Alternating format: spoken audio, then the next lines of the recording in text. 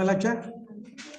Now, this is the orientation program on NEP of 2020, adopted by the NDA Government of India in the year 2020. Friends, higher education has been facing several problems, challenges since independence. When we got independence in 1947, the Nehru government immediately appointed a commission to examine the various aspects of the higher education under the chairmanship of Dr. S. Radhakrishnan, who was a great teacher, who was a professor of philosophy in the University of Mysore, who had served in various capacities until he became the President of India. This commission was appointed in 1947 and submitted the report in 1948. It recommended several measures to revamp the higher education system in this country, which was earlier run on the basis of Macaulay proposals of the British government. Some of the recommendations were accepted by the Government of India and they were implemented. Then later on, after Indira Gandhi became the Prime Minister, another committee was appointed under the chairmanship of Kothari, D.S. Kothari. It submitted the report in 1966 and it also suggested several measures to revamp the higher education system in this country. Then when UPA government came to power in 2004 under the leadership of Dr. Manmohan Singh, who himself was a teacher, who had served as the chairman of the UGC, who was a noted economist, a product of the Oxford University, he appointed a committee under the chairmanship of Sam Pitroda in 2005. It also recommended several measures, including the expansion of higher education in order to cater to the needs of different groups of the Indian society. Then, Kasturirangan Committee was appointed by the NDA government. This committee examined several aspects, got the feedback from various stakeholders across the country, and prepared the draft in 2019. Most of the suggestions, recommendations made by the Kasturirangan Committee were accepted by the NDA government headed by Mr. Narendra Modi in 2020. The cabinet gave its approval on 29th July 2020. Since then, this NPE has received the attention of not only the union government, but also of the state governments, experts, and higher education institutions across the country. Before this, there were two other national education policies. The first one was adopted in 1968, and the second one was adopted in 1986. And the program of action was taken in 1992. After these two policies, NEP of 2020 is the third policy to reform not only the higher education, but also the primary and secondary education. This document of 2020 contains 4 parts. Part 1 deal with the school education. I don't want to go into the details. because we are primarily concerned with the domain of higher education. The second part deals with the higher education, several aspects of higher education, how to change it, how to make it more relevant, and how to make it suitable for the 21st century of India. Part 3 deals with other key areas of NEP, like professional education, adult education, lifelong education, promotion of Indian languages, arts and culture, use of technology, and also adoption of or the promotion of online and digital education and the use of technology. And part 4 deals with the different recommendations and also the aspects of implementation. So this National Education Policy of 2020 has identified 10 major problems of higher education in the country. Now, what are these 10 major problems? Number 1, fragmented higher education system. According to it, the system of higher education has not been integrated. It has been fragmented. It has been divided. And that has to be rectified. Number 2, less emphasis on development of cognitive skills under the present education system. What do you mean by cognitive skills? It is the process of knowing, including perception, memory, and judgment. These things are absent according to it under the present education system. Number 3, rigid separation of disciplines. Yes, we have seen this, and it is the phenomena of the present higher education system. Different subjects are separated. Department of Political Science, Department of Education, Department of Economics, we call it. If you go to any university, including the University of Mysore, you find a departmentalization.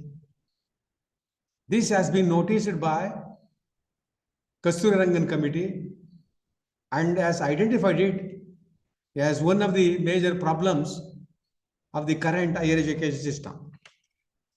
Number 4, limited access in socio-economically disadvantaged areas, particularly far-flung areas, rural areas, are not being provided with adequate facilities for higher education. In other words, backward regions of the country lack accessibility to the benefits of higher education. This is the 4th problem according to NEP of 2020. Number 5, limited teachers and the lack of institutional autonomy. Now, this is a problem. We are facing it. For the last 2 decades, particularly during the last 1 decade, there is a greater problem of shortage of teachers in colleges and universities. Even in the University of Mysore, I learned nearly 60% of the teaching posts are lying vacant. We do not know the reason why either the central government or the University Grants Commission or the state governments have not taken any concrete measures to fill up the sanctioned posts, teaching posts. This is unfortunate. In the process, the quality of teaching suffers. Students are denied of good education from the qualified teachers, from the experienced teachers, and lack of institutional autonomy. We are still following affiliating system, which was introduced by the Britishers. We don't want to go for autonomy. Government of India, several state governments, and the UGC are in favor of autonomy to the colleges or autonomy to the universities. But unfortunately, it has not been realized. And therefore, autonomy is very important according to NEP of 2020. And this has been considered as one of the issues by the Kasturirangan Committee.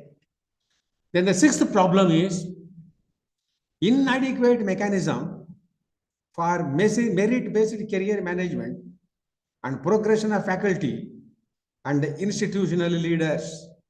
Yes, for teachers. Merit-based career management and also progression of faculty. Faculty management is very important. Faculty recruitment is very important.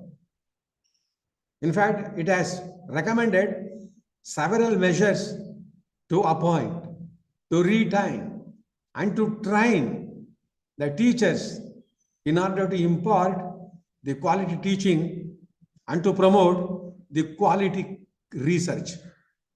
Research culture should be enhanced. It should be promoted and it should be strengthened according to it. Then, seventh major problem it has recognized is lesser emphasis on research in many universities and colleges, and it is a fact. Many colleges think that research is not their work. They are confined only to teaching. It is the responsibility of the PG departments. This is a peculiar feature in India. In America and in other countries, there is no question of bifurcation between the graduate education and PG education. Higher education includes colleges also. College teachers must also develop the attitude, ability towards teaching and towards the research also. But unfortunately, it is not happening in many of the traditional universities in this country. And the eighth problem is suboptimal governance and leadership in higher education institutions. Whether it is the vice chancellor or the rector, whatever may be the designation. In many universities, leadership, academic leadership, has become very weak. It has not been properly promoted or strengthened. The quality of education, the reputation of the university is depending upon the academic leadership. The vice chancellor, who should be considered as a renowned academician, a person with integrity, a person with honesty, a person who embodies the qualities of leadership and scholarship. But unfortunately today, in many universities, appointment of vice chancellor is highly politicized. There is a mad race to become the vice chancellors. And you know what is happening? And in many universities, some vice chancellors have been imprisoned. They have gone to the jails. This is the sorry state of affairs. In the University of Mysore earlier, we had a great vice chancellor like K.M. Panikar, who was a great historian, who was our first ambassador to People's Republic of China. K.L. Srimali, who was the education minister in the Nehru government, he became the vice chancellor of the University of Mysore. In Dharwad, Karnataka University, Professor D.C. Pavate was the vice chancellor. He became the governor of Punjab later. In Madras University, Lakshmana Swami Madaliyar was the vice chancellor for more than 25 years. And you know that Madras University was well known, not only for teaching, but also for research. Therefore, such kind of people are very rarely appointed because of the political interference by the state governments or by other political agencies. Then, ninth one, ineffective regulatory system. There is no proper regulatory system. Who controls the universities and colleges? We have got syndicate, but in the syndicate, some members are appointed by the government. They belong to political parties and they try to control the vice chancellor. They try to influence the vice chancellor or the registrar. KAS and IAS officers are being appointed as registrars or the registrar evaluations. What do they know about educational administration? Now this is the problem. Therefore, the regulatory system is not proper. UGC is there, but it is only a funding agency. It is being controlled by the government of India. It is governed by the act of the parliament, which was passed to create or to establish the UGC during 1950s. Therefore, under the present system, the NEP of 2020 says there is no effective regulatory system. Therefore, it has suggested the mechanism, regulatory mechanism, which we'll explain little bit later. Then the 10th one is large number of affiliating universities, resulting low standards of undergraduate education. Affiliating universities. This is the problems.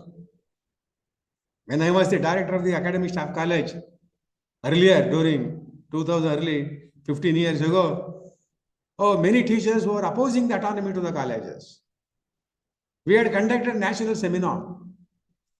Experts were invited from Delhi and from other places. And we prepared an elaborate report. And it was submitted to the government of Karnataka. And the government of Karnataka appreciated the recommendations we made to grant autonomy to well-established colleges in the state of Karnataka. And later, after some years, the government took the decision and many colleges have become autonomous in Karnataka. In Mysore alone, Yuvaraja's college has become autonomous, which is the constituent college of Mysore University. JSS Law College, JSS main college in the Ooty Road, my Bangalore Ooty Road, it has become the autonomous college and they are doing very well. And therefore today, there are several colleges across the country which are enjoying the autonomous status, not only to frame their syllabus, not only to promote their academic freedom, but also to get financial resources from different funding agencies and from the governments, not only within the country, but also from outside the country. That is the value of autonomy. Many people have conducted the research and you can read the books regarding the more and more advantages of autonomous colleges rather than disadvantages. And therefore, the NEP has pointed out under the affiliating system, the quality of education has come down. It should not happen. These are the major 10 problems that has been identified by the NEP of 2020. Now, how to change them? How to reform them? There is a way forward. And it has suggested 9 key changes to revamp the higher education and to solve these 10 major problems. What are these 9 key changes? Look at the word they have used. Key changes. Major problems, key changes to solve them. Are major, changes. Number 1, establishing multidisciplinary universities and colleges, at least in every district of the country, that offer medium of instruction either in the local language or any of the Indian languages. This is very, very important. Establishing at least one university in every district. That is very important, in every district. Today, how many universities are there? Today, we have got 1,000 odd universities in the country. In Karnataka, we have got about 34 government universities and about 30 private universities recently. But earlier, during 60s and 70s, there were only 5 universities in the Karnataka state. But today, we have got so many universities. But there are problems. There are challenges regarding infrastructure, appointment of qualified teachers, providing best facilities for students, so on and so forth. But it recommends. There is a way forward. You must think, you must take a step for the establishment of multidisciplinary universities and colleges across the country, at least one university or college in every district.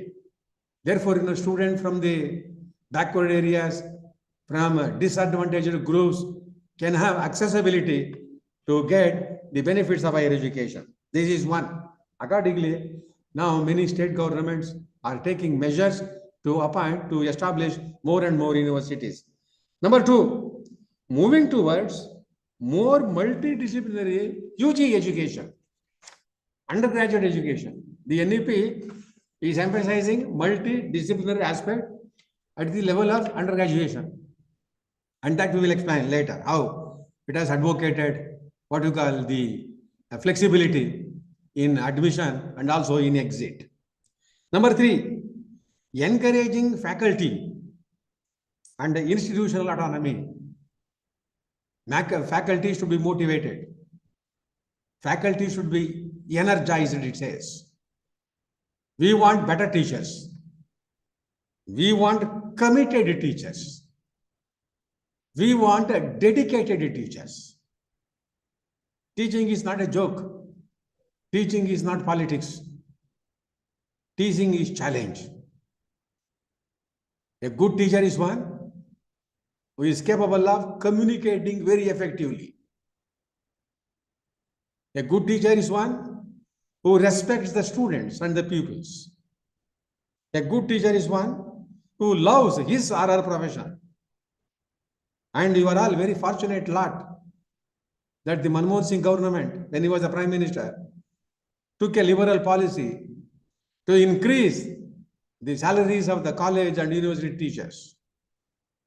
Today, university professors are getting more than 2 lakhs, more than the salary of the Prime Minister. For what purpose?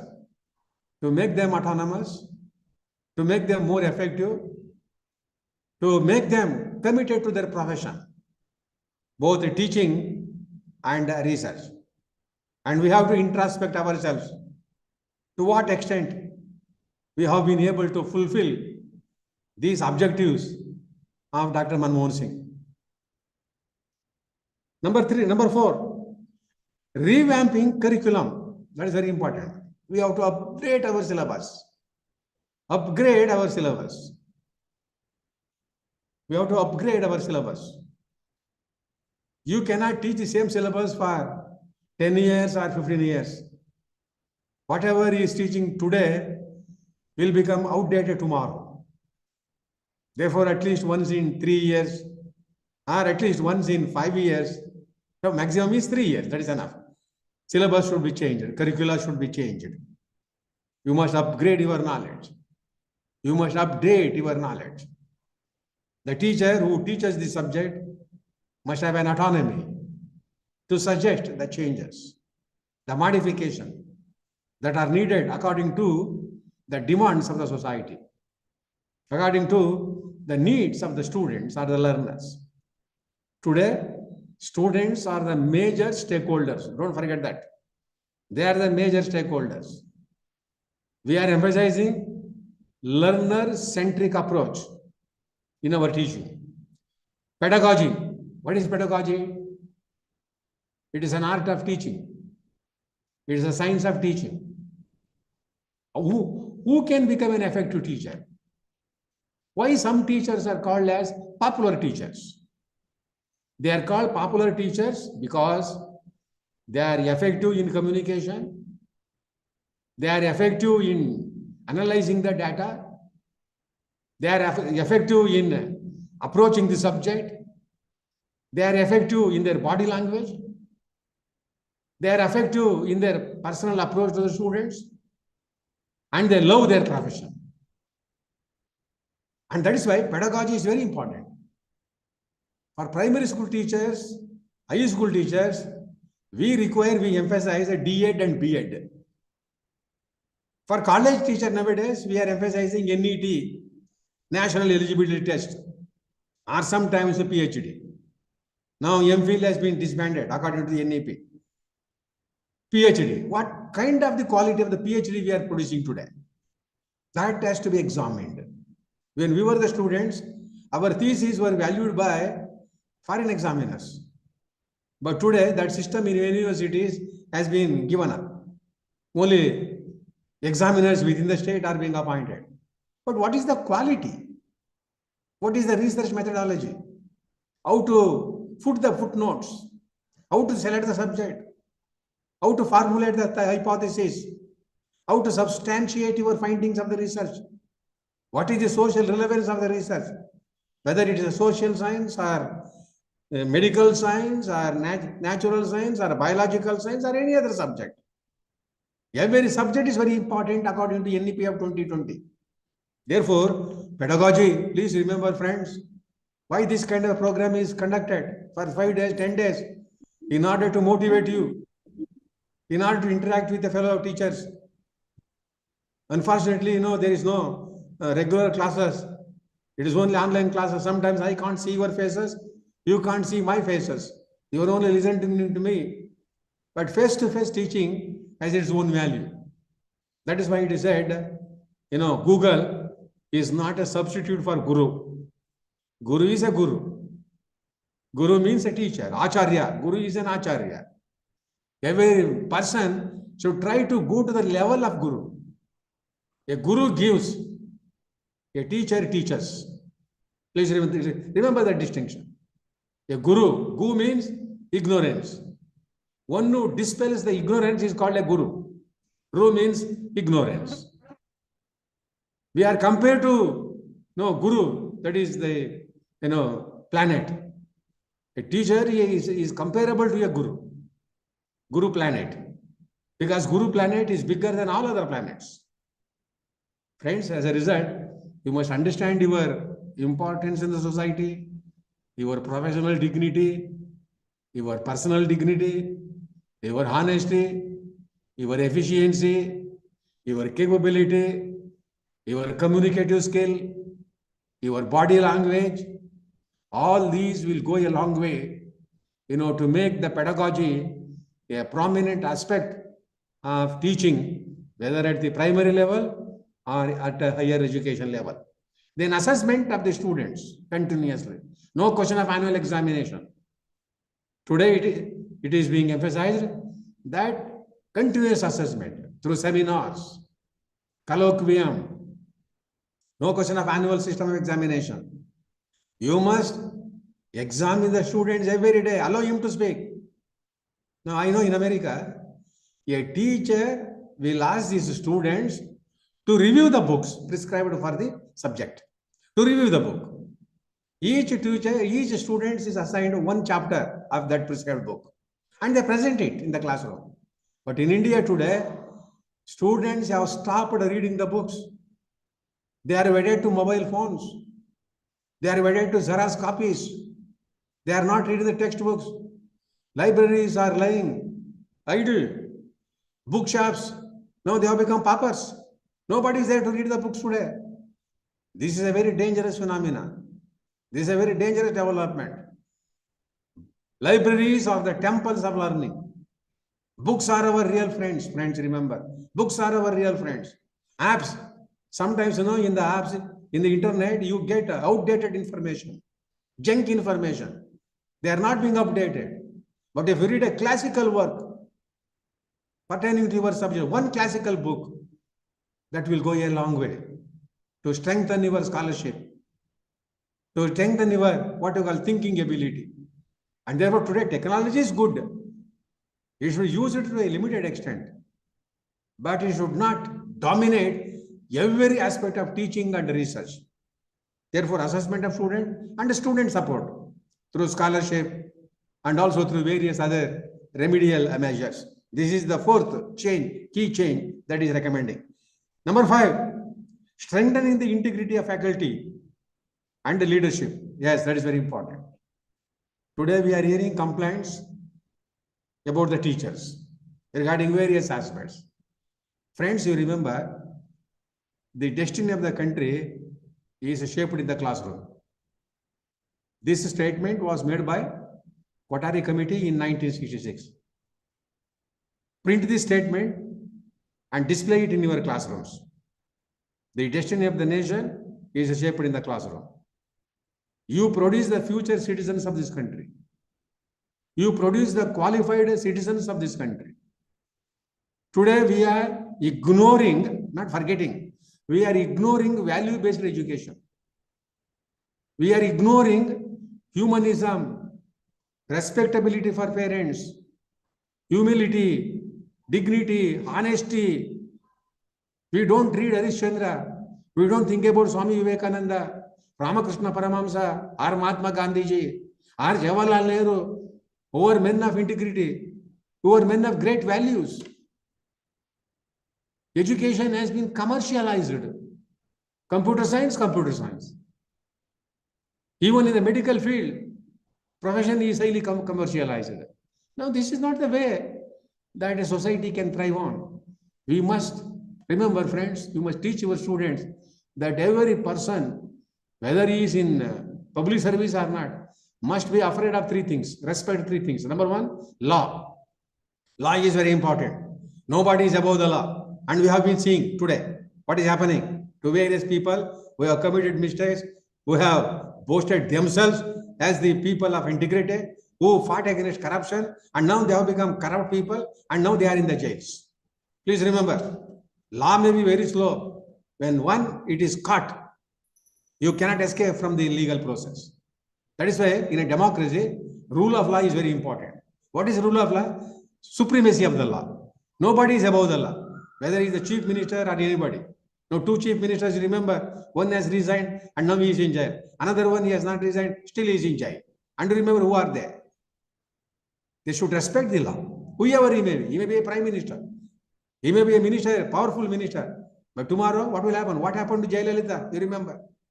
What happened to many other people? What happened to even former chief minister of Bihar, Lalu Prasad Yadav? Number one, you must be afraid of people. Today, society is very vigilant. Media is very powerful. People are watching you. People are watching you silently. Sometimes they may express their views through public opinion. Media is very powerful. In a democracy, it is called as the fourth estate. Electronic media, print media is very powerful. Information is on your hands through mobile phones, smartphones. Therefore, you must be afraid of people. People are watching you. Be careful. We don't know when your actions are recorded. Your teaching is recorded. Now, for example, my teaching is recorded. It will be displayed.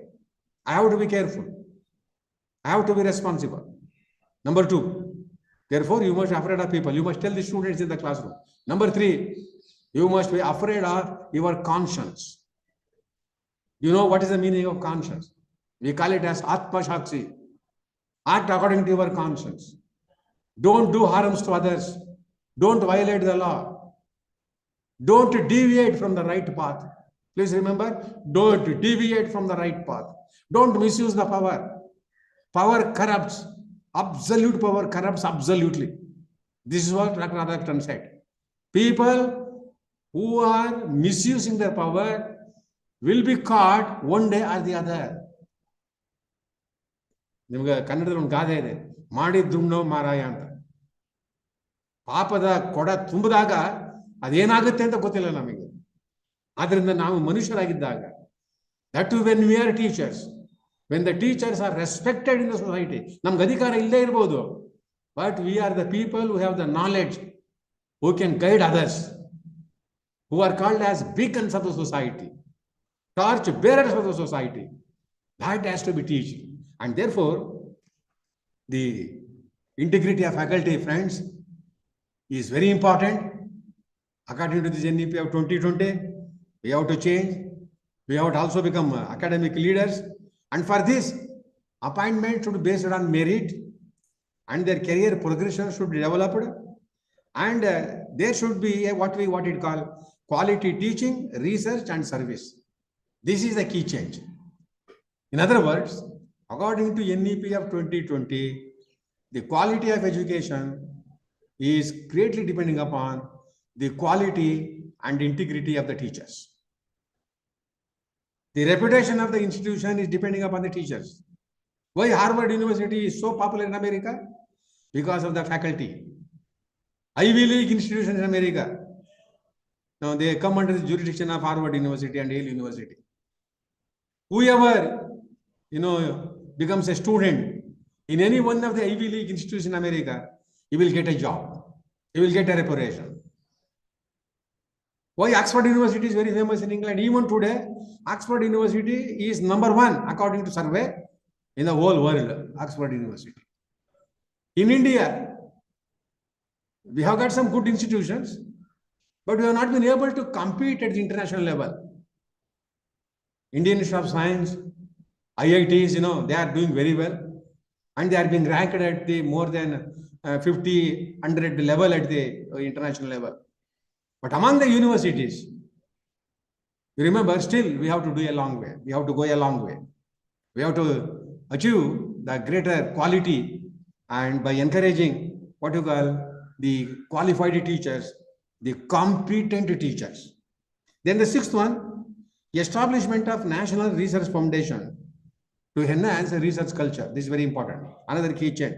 It has already been created and funds are being allotted. And now it is the major task of this foundation to promote and to finance more and more research. You college teachers can take major research projects, minor research projects. University Grants Commission is very liberal in giving you financial assistance for minor or major research project, whatever may be the discipline. Social sciences are as important as natural sciences or even as STEM subjects.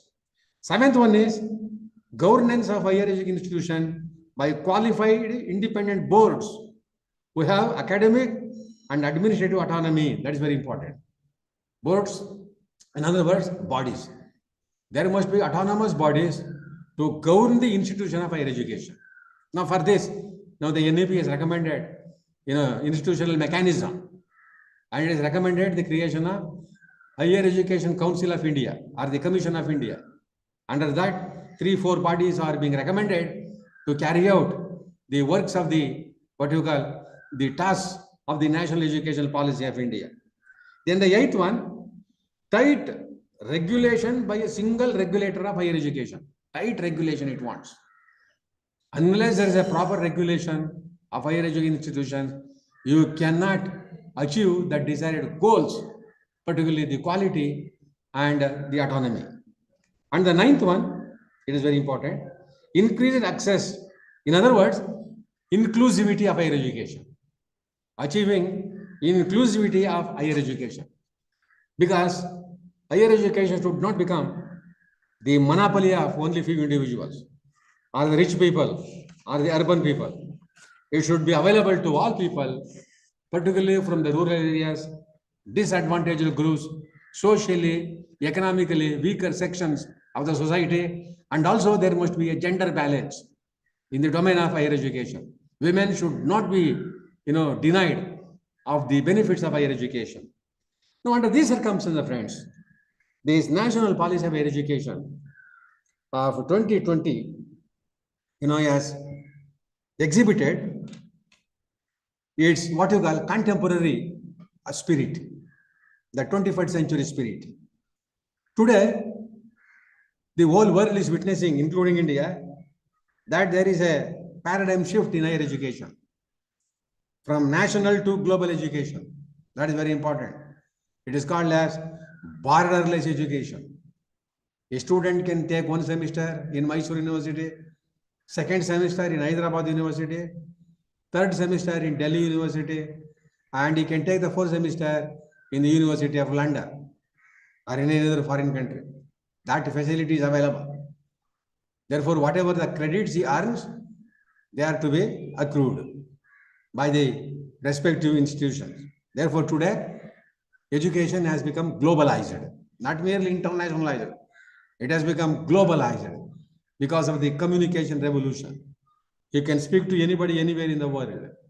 And accordingly, the NEP of 2020 has also made recommendation for the adoption of international collaboration, allowing the foreign universities to establish their camps in India, and Indian universities can establish their camps in foreign universities, in foreign countries. That facility has been provided under the NEP of 2020 to meet the needs of globalized education system. Then, from general education to skill-oriented education, that is very important. Employability is very important. Self-employment.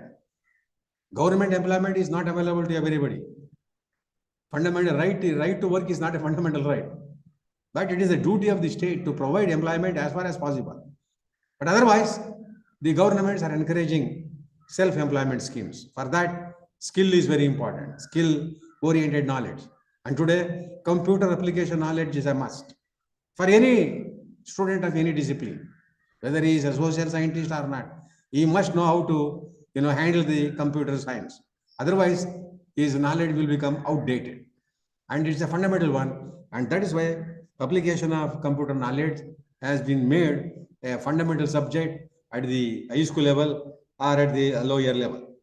Then from education for a few to education for all, inclusivity, what we call. That is very important.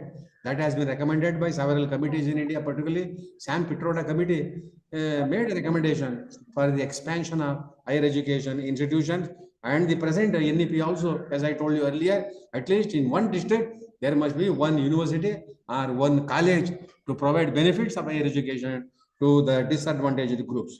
Then from teacher-centered education to learner-centered education. Yes, I told you earlier, our students are very important. They are the major stakeholders. You can get the feedback from them. Teacher is assessed by the students. That is very important. Teachers are assessed by the students. And that assessment will go a long way, whether to give you more and more responsibility or not. A competent teacher will not indulge in plagiarism, either in teaching or in writing the books or in doing the research. There are some people who indulge in, who cut and paste and get the PhD degrees. That should not happen.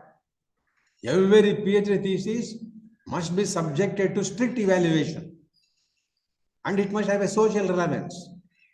That is the benefit of education. That is the utility of higher education.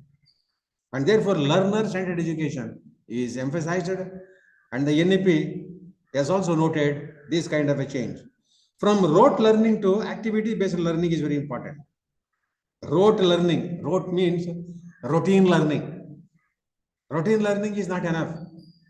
That was called as rote learning, ROTE. But today we must encourage activity-based learning. How to prepare the food. Hotel management is a very challenging task. Cooking is not the exclusive duty of women. Men also must learn how to cook the delicious food, because opportunities are available in big hotels, or one can become a self employer and he can earn money.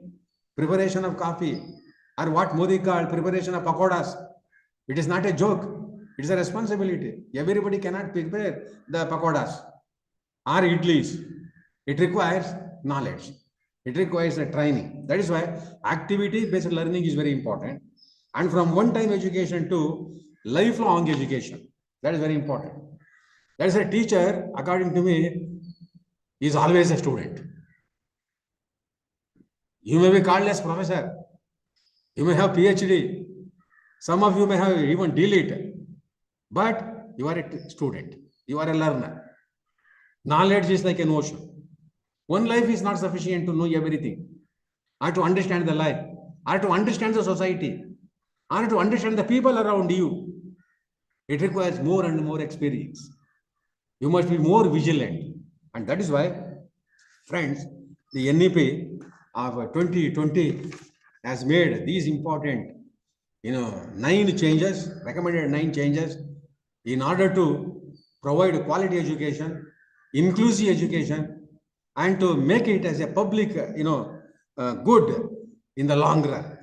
Now, on the basis of these, changes and the major problem it has identified, it has also analyzed or listed 22 guiding principles, what it called.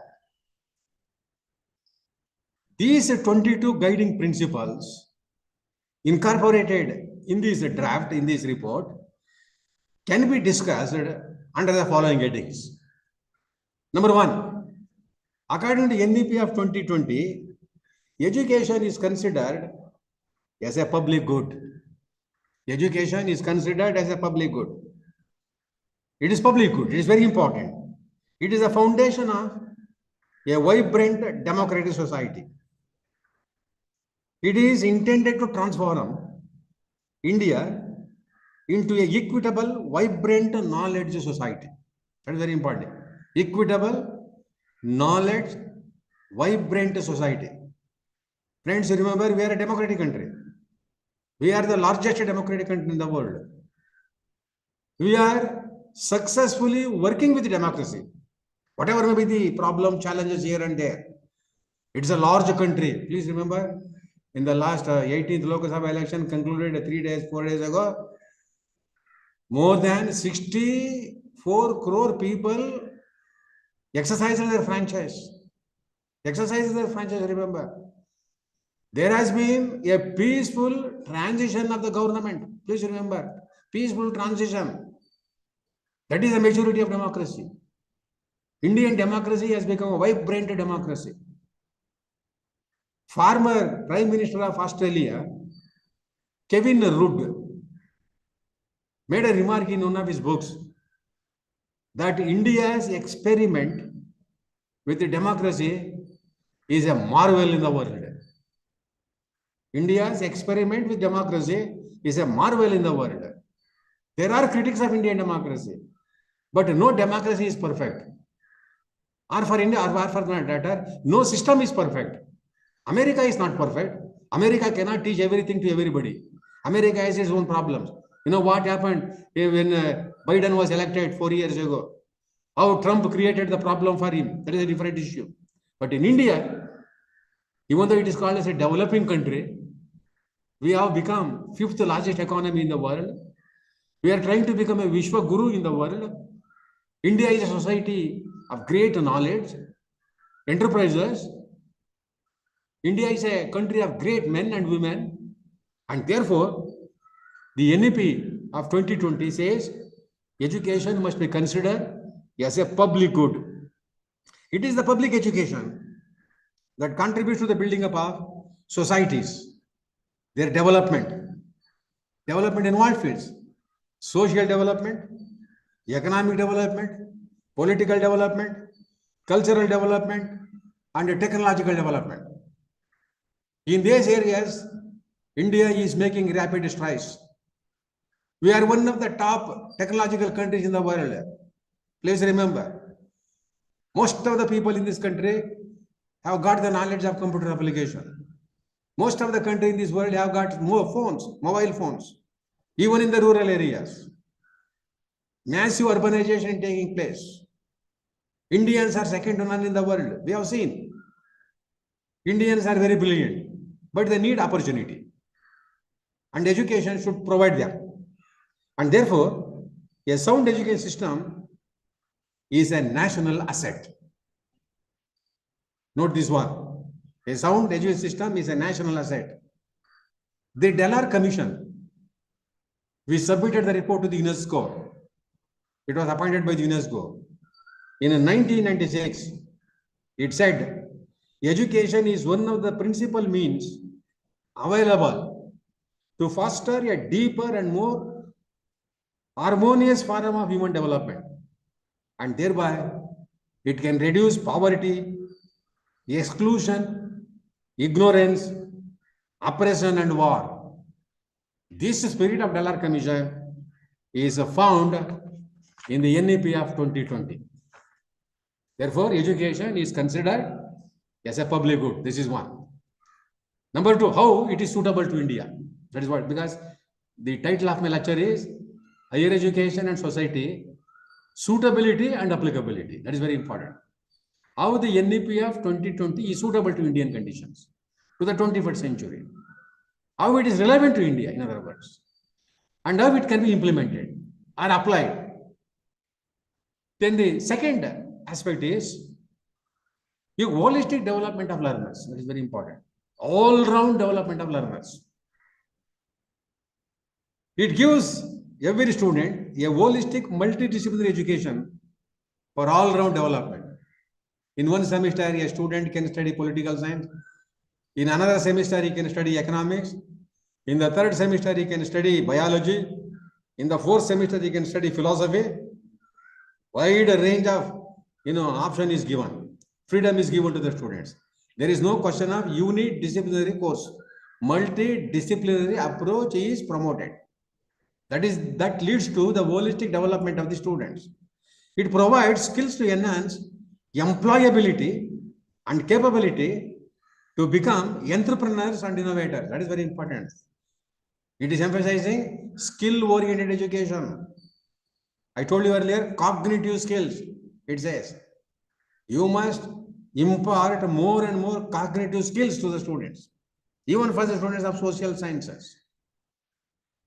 It aims to provide vocational education to 50% of the learners by 2025, by next year, 2025, 50%.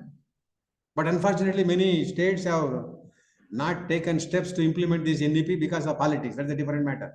Karnataka is one of the leading states which was adopted the step to implement it when BJP government was in power. But the present government now is making some changes. We have to wait and see.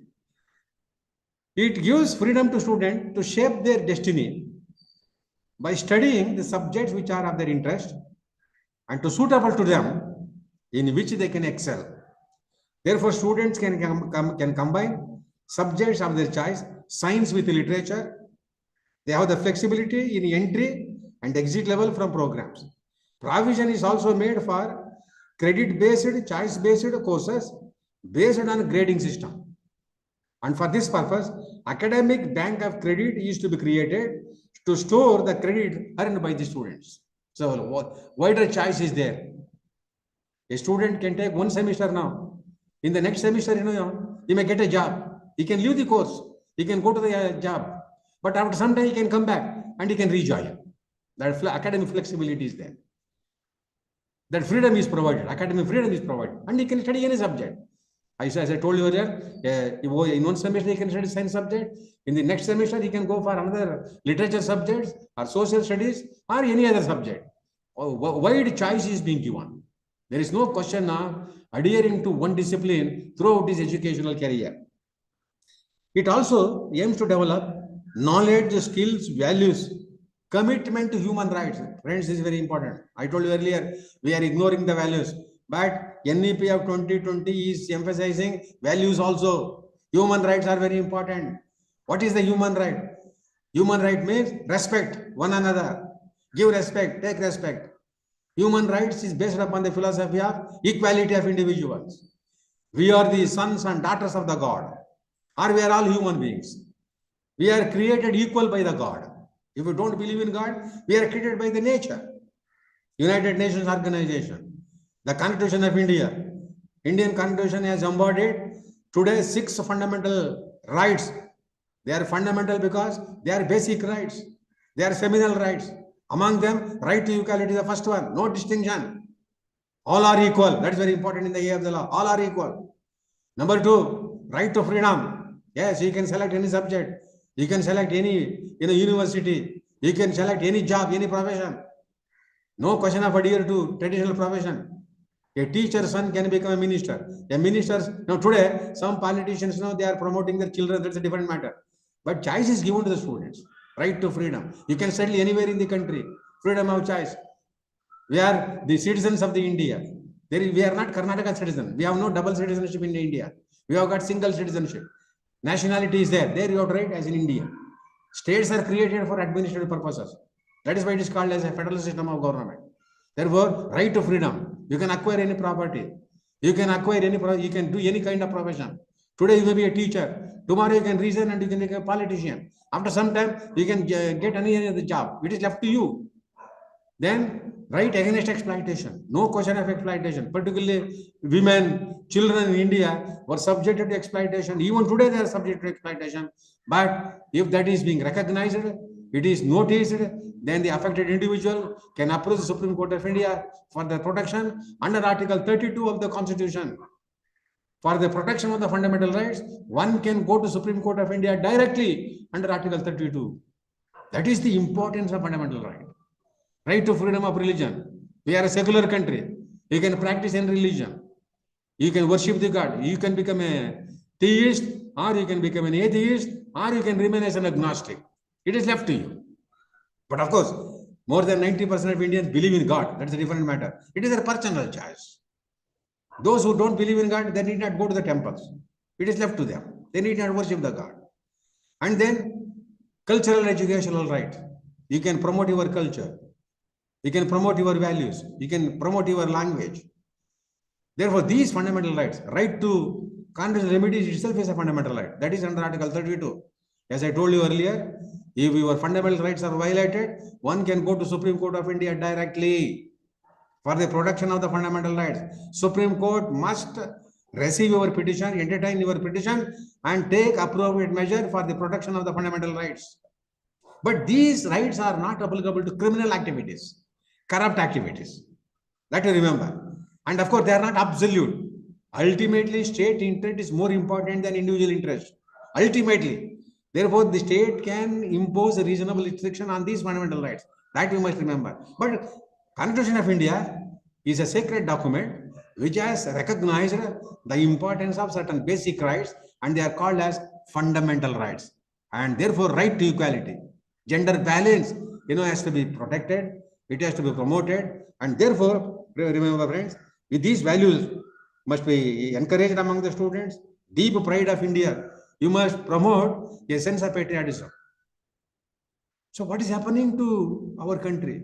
National identity. ಕನ್ನಡದಲ್ಲಿ ಒಂದು ಮಾತಿದೆ, ಸ್ವರ್ಗಕ್ಕಿಂತ ತಾಯಿನಾಡು ಮಿಗಿಲಾದದ್ದು ಅಂತ. Whatever may be your social background or religious background, you must think that we are all Indians. India is my motherland. Please remember, when you go abroad, when you go elsewhere, you don't say that you are a Mysorean or a Kannadiga, this and that. You proudly say you are an Indian. Proudly you say you are an Indian. That is very important. That is the national identity. That is the patriotism. Patriotism is a psychological word which makes the people to respect their country. They can sacrifice for the sake of the country. This is the value. But sometimes there are some people who are carrying what you call anti-national activities indirectly, sometimes directly. It is unfortunate. That should not happen. Classroom you have to teach. Whoever he may be, whatever may be his background, you must think that he is the first and foremost Indian. It doesn't mean that we should hate others, not that, but we must respect our country. Because in the Committee of Nations, India is one of the prominent countries in the world. Please remember. Geographically, we are the 7th largest country in the world. Today, population-wise, demographically, I think we have become the first. We have excelled China. China has occupied 2nd place. Therefore, a country with a population of more than 140 million people must respect the country, strengthen the country, contribute for the development of the country. How can America become a superpower? What is the population of America? It is about only 32 crores, but it is called superpower. We have yet to become, a developed country. What is the reason? Because we have not been able to do the work, dedicate ourselves for the development of the country. We try to depend upon the government for everything. No, don't depend upon the government. You should give to the government. Government protects you. But unfortunately today, the politics of freebies, the politics of populism is destroying the initiative of the people and the ability of the people. And therefore, friends, values must be created. Humanism, secularism, that is very important. Respect individuals, whatever may their background, whatever may be their caste. Today in India, political parties are increasing more and more caste feeling. They are indulging in what we call social polarization.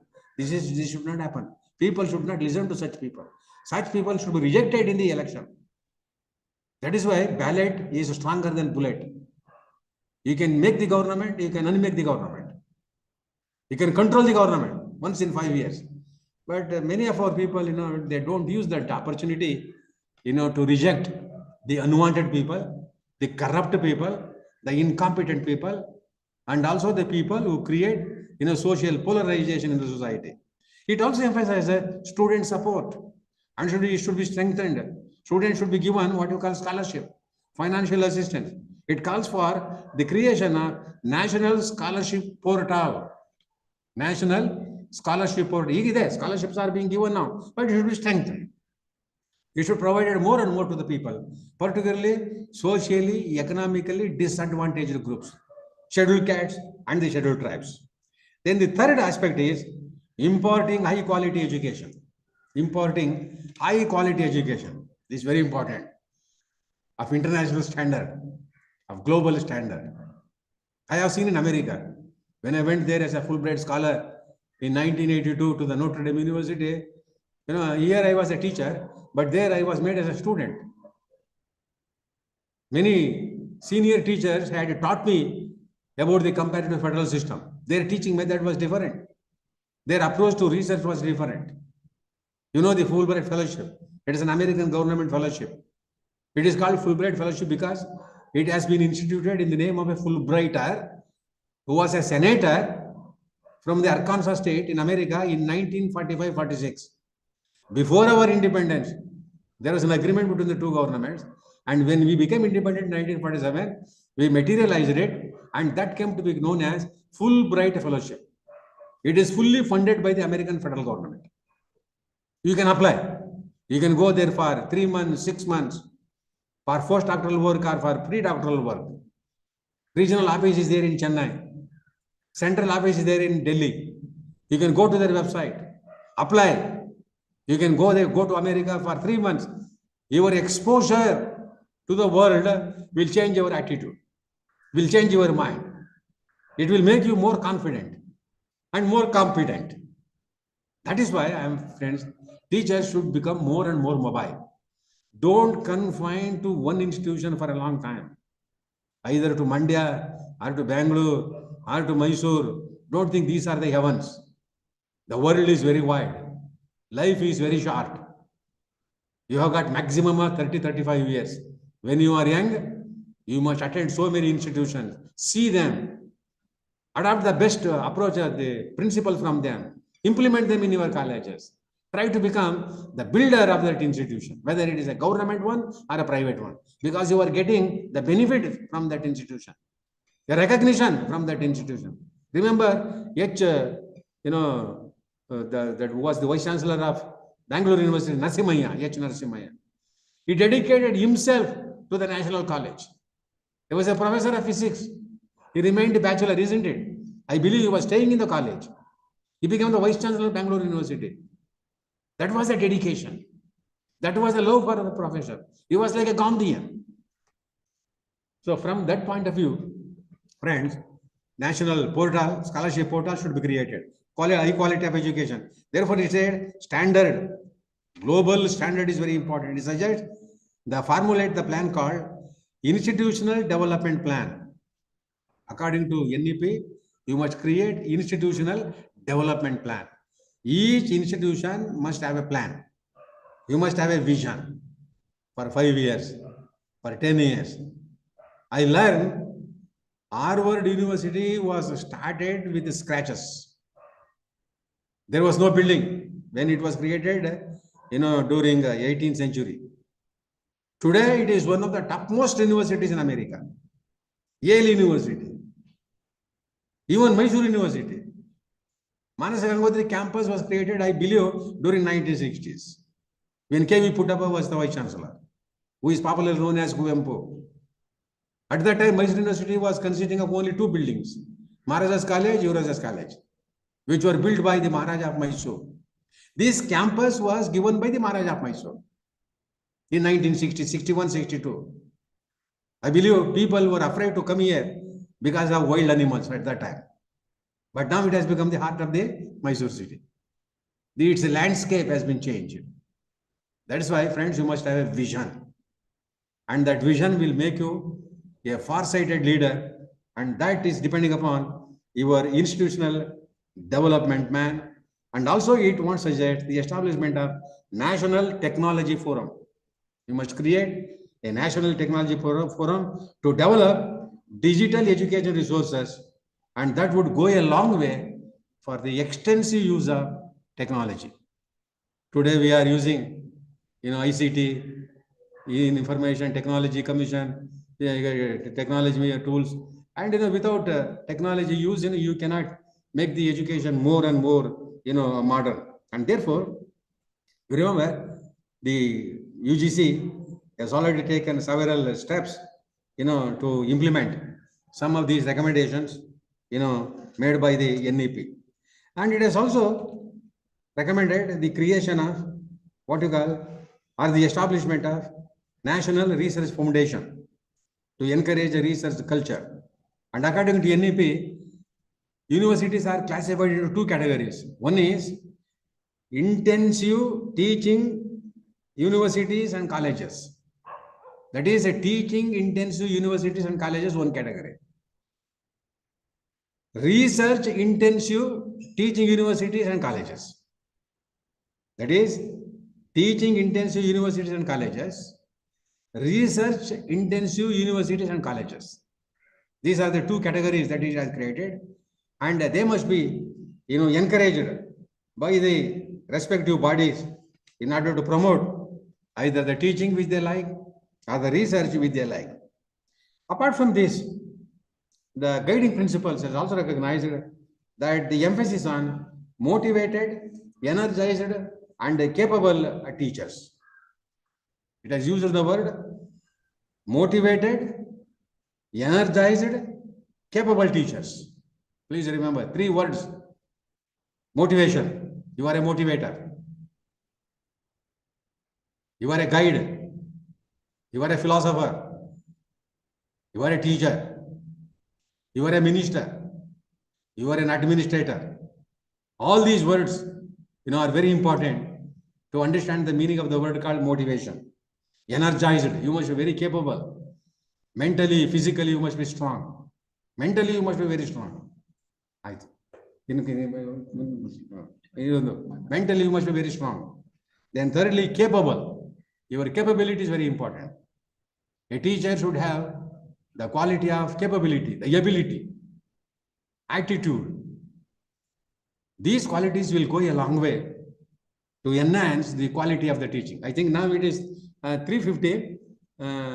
I would stop here for 5 to 10 20 minutes. Half an hour. Afterwards, we will continue. And there will